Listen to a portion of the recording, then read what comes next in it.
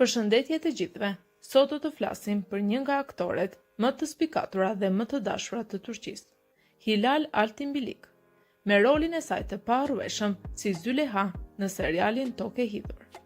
Ajo ka arritur të fitojë zemrat e miliona njerëzve në mbar botën. Por kush është Hilal në të vërtetë? Çfarë ka bërë kaq të veçantë në ekran dhe në jetën e saj personale?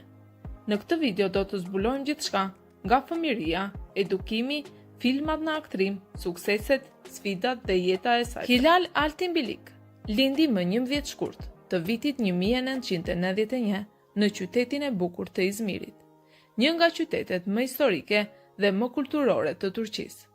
Familja e saj ka origjinë nga Kosova, gjë që e bën atë pjesë të një trashëgimie kulturore shumë të pasur dhe të veçantë. Kjo përzierje e kulturave ka ndikuar thellë në mënyrën se si ajo e percepton artin dhe jetën.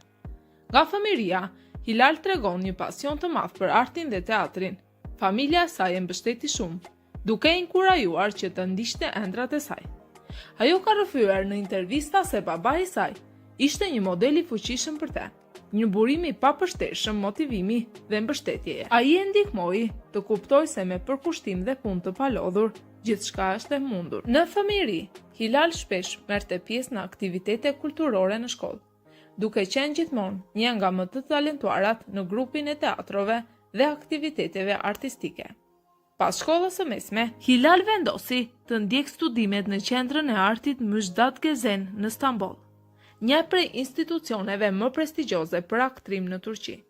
Ky institucion i dha mundësinë të mësojë nga pedagog të njohur dhe aktor me përvojë, si dhe të praktikojë teknika të ndryshme të aktrimit, duke e përgatitur atë për industrinë e televizionit dhe kinemas. Përveç aktrimit, Hilal ndoqi edhe studimet universitare në Fakultetin e Ekonomisë dhe Biznesit në Universitetin e Xhe, ku zhvilloi aftësi menaxheriale dhe biznesi, që i shërben shumë për menaxhimin e karrierës së saj në industrinë e ndërlikuar të showbizit. Ky kombinim i edukimit artistik dhe atij akademik i dha asaj një avantazh të madh, pasi ajo kupton jo vetëm aspektin kreativ, por edhe atë biznesor të karrierës. Karriera e Hilal në televizion filloi në vitin 2011 në serialin Deri Insular, ku ajo interpretoi rolin e Irem, një rol që i hapi dyert për më shumë mundësi.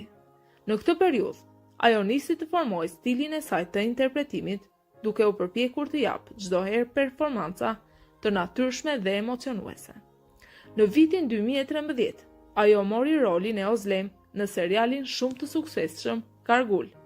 Ky serial ishte një hap i madh përpara në karrierën e saj, duke e bërë atë më të njohur në të gjithë Turqinë. Roli i Ozlem kërkonte të shfaqte emocione të ndryshme, nga dashuria dhe shpresa deri te dhimbja dhe vuajtja. Hilal i dha një dimension të ri këtij personazhi, duke e bërë atë me shumë dashuri për publikun. Pas serialit Kargul, ajo vazhdoi të marrë pjesë në seriale si Hayatim Aşkı në vitin 2016 dhe 2017, ku interpretoi Nil, një rol romantik dhe kompleks që i solli shumë përfitime artistike dhe popularitet. Në vitin 2018, Hilal mori rolin kryesor të zonjës Züleyha në serialin shumë të famshëm Tokë e Hidhur. Në kohën e Çokurovës, ky serial historik dhe dramatik është bërë një nga më të ndjekurit në Turqi dhe në botë, fal tregimit të fortë dhe aktorëve të shkëlqyer. Züleyha është një grua e ndershme dhe e fortë, e cila përballet me sfida të mëdha në jetën e saj, përfshirë tradhtit, vështirësitë familjare dhe luftën për drejtësi. Ky rol kërkonte një gamë shumë të gjerë emocionesh, nga dashuria e sinqertë dhe sakrifica deri tek dhimbja dhe përballja me fatkeqësi. Hilal e interpretoi këtë rol me shumë përkushtim dhe thellësi, duke e bërë Züleyhan një personazh shumë të afërt me publikun. Ajo fitoi disa çmime dhe nominime për këtë rol, duke u vendosur si një nga aktoret më të rëndësishme të serialeve turke. Përveç serialeve televizive, Hilal ka luajtur edhe në disa filma dhe projekte të tjera kinematografike. Në vitin 2018, ajo u shfaq me filmin Çocuklar Sana Emanet, Fëmijët janë në duart e tua, ku interpretoi Yeshim, një grua që përpiqet të shpëtojë jetën e një fëmije të braktisur. Në vitet e fundit, ajo ka qenë aktive në projektin e serialit Shahane Hayatim, ku ajo luan rolin kryesor të Shebnem, Gymëshqym, një grua që kërkon të ndërton një jetë e re pas sfidave të shumta, ku roli tregon anën e saj më të pjekur dhe më të fuqishme si aktore, duke marrë përsipër karaktere të ndryshme.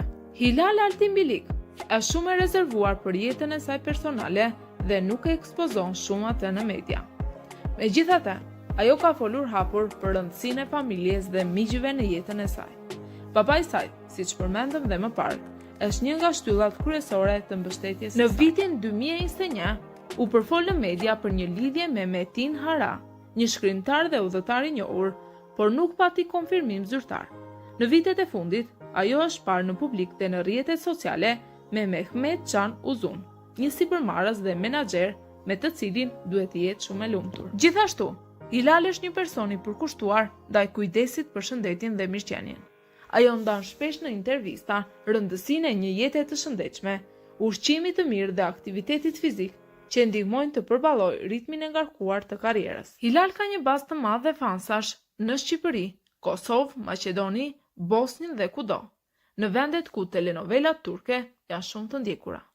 Roli i saj si Züleyha është kthyer në simbol të gruas të fortë ballkanike. Por çfarë ka përjetuar Hilal në rolin si Züleyha kur ishte pjesë e telenovelës Tokë e Hidhur?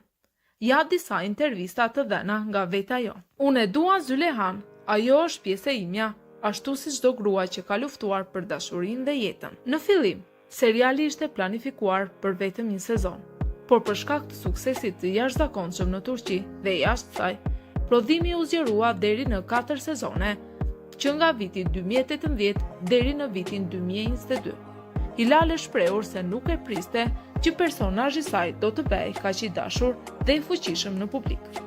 Në një intervistë, Hilal ka treguar se skena kur Züleyha është në spital pas një traume emocionale ishte shumë e vështirë emocionalisht dhe ajo shprehu realisht në lot. Regjizori e bëri të përsëritej 9 herë për të kapur ndjesinë e saktë dhe në fund ata përdorën xhirimin e parë sepse ishte më e ndjerë. Xhirimet bëheshin në Adana, ku temperaturat në ver shkonin mbi 40 gradë. Hilal ka treguar se shumë skena me fustane të rënda dhe flokë të gjatë ishin shumë të lodhshme, sidomos ato jashtë, por ajo nuk u anku asnjëherë sepse e dashuronte rolin e saj. Në disa skena dramatike, ku Züleyha ratiset, goditet apo bie nga shkallët, Hilal insistoi t'i bënte vetë. Ajo është shprehur: Züleyha duhet të ndjente çdo dhimbje dhe unë duhet ta përjetoja atë. Stilisti i serialit ka zbuluar se veshjet dhe ngjyrat e Züleyhas ndryshonin për të reflektuar gjendjen e saj shpirtërore. Në fillim kishte ngjyra të ëmbla si roze lehtë dhe bezh, që tregonin pafajësinë. Në kulmin e dhimbjes dhe revoltës, ajo vishej me të errta ose blu të thellë.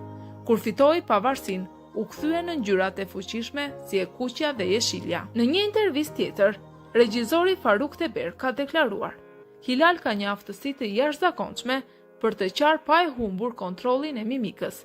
Ajo nuk ka nevojë për pikaloti false. Hilal ka treguar se atmosfera në xhirime ishte si një familje vërtet.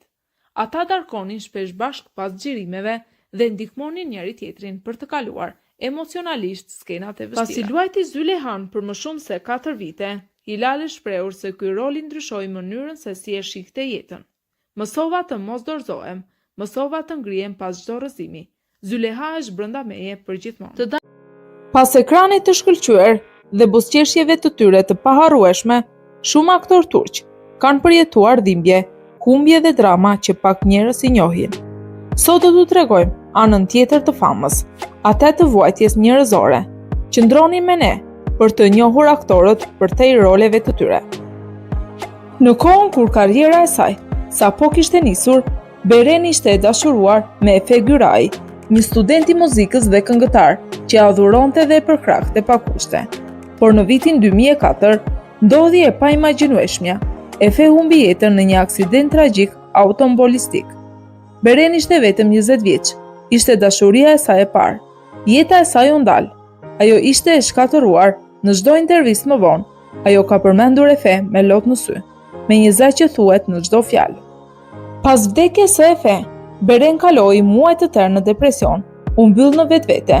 Shokët e saj thonë se ajo nuk fliste me ditë të tëra, vetëm dëgjonte muzikat që kishin dëgjuar së bashku. por në vend që të dorëzohej, ajo zgjodhi të jetojë për të dhe për dashurinë që kishin ndarë. Hande ishte e lidhur fort me nenën e saj, një nenë e re dhe e dashur për të gjithë, por në vitin 2019, ajo u diagnostikua me kancer në tru. Hande, që ishte në kulmin e famës, ndërpreu gjithçka për të qenë pranë saj. Ajo shoqëronte në spital, e përqafonte, i qeshte dhe i jepte forcë. Në një postim të saj, Hande shkroi: "Unë nuk mund të jem kurrë më e njëjta pa ty. Ti je gjysma ime, zemra ime nuk do rrah më njësoj." Fatkeqësisht, ajo ndërroi jetë në janar në 2019, ishte një goditje e rëndë. Hande shpesh flet për shëndetin mendor, forcën e gruas dhe dashurinë familjare. Ajo ka mbështetur fondacionin për luftën kundër kancerit dhe thotë: "Të duash dikë që nuk është më, është një mënyrë për të jetuar me shpirtin e tij çdo ditë."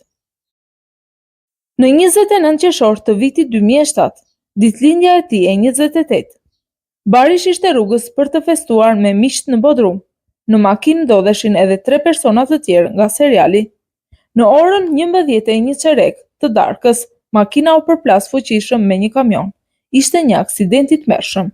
Të tjerët pësuan lëndime, por Barish mori goditje më të rënda në kokë. U shtrua në spital në gjendje kome.